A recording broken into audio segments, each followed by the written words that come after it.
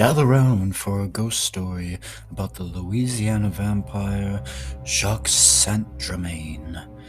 Many will argue that the most notorious vampire was Dracula, or perhaps his real-world counterpart, Vlad the Impaler. But what of the famed New Orleans haunt, the Count of Saint-Germain? As the story goes, sometime in the early 20th century, a handsome bachelor arrived in New Orleans. He set up residence in the heart of the city, and it wasn't long before the mysterious newcomer was a local celebrity. According to his friends, he went by Jacques Saint-Germain.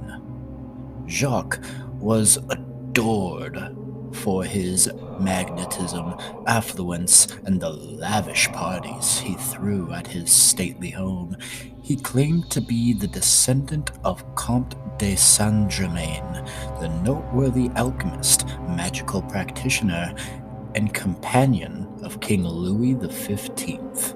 Although most partygoers doubted his boasts, assuming their host suffered from an overactive ego, people couldn't ignore the resemblance between Jacques and the late magician. Soon the rumors began to swirl. Perhaps Jacques isn't a descendant of Saint-Germain, but is Saint-Germain himself. But nobody actually cared if Jacques was an immortal being because everybody loved him. After all, he had excellent style and hosted the best social gatherings, praised for his elaborate dinner parties, where he served only the best and most lavish foods. Jacques himself was a picky eater, however. In fact, nobody ever saw him eat a crumb of anything, not even once. And when it came to drinking, Jacques only had a taste for red wine. He preferred a special reserve from France, or maybe it was Transylvania? It's hard to say. Jacques had lived in many places and learned many languages. One would think he was 400 years old, not the 40 that he claimed.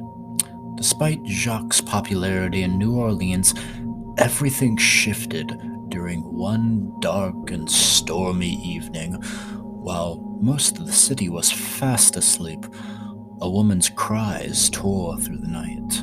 According to onlookers who arrived to help, a woman had fallen from Jacques' outdoor balcony, but when the police asked for her version of the story, she claimed it wasn't an accident and that she had jumped.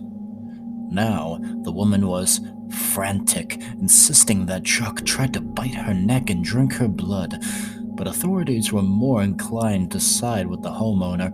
You see, Jacques was a well-loved face about town, and she was an intoxicated, hysterical woman. Police told Saint-Germain that when he had time to come down to the station and make a statement.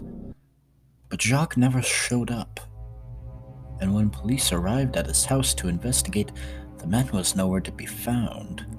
Police searched the home and rifled through Jacques' possessions, looking for any clue as to where he might have gone. Eventually, officers stumbled upon his wine collection.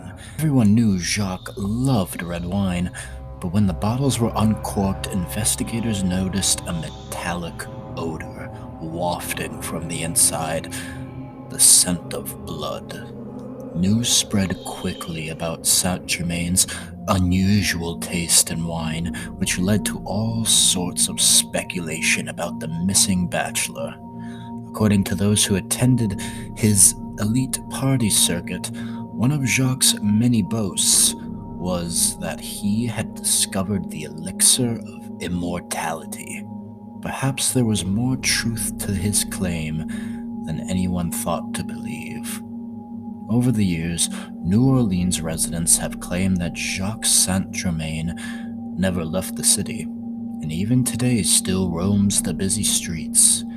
He's been nicknamed the Louisiana Vampire, and his former home at 1039 Royal Street has become a local landmark and point of interest for ghost hunters, magic makers, and would-be alchemists. But what do you all think? Do you think he really was the vampire that everyone thought he was? Was he some wannabe, a mortal man like you or I who simply wanted to be a vampire and so drank blood? Or do you think this is all simply a story?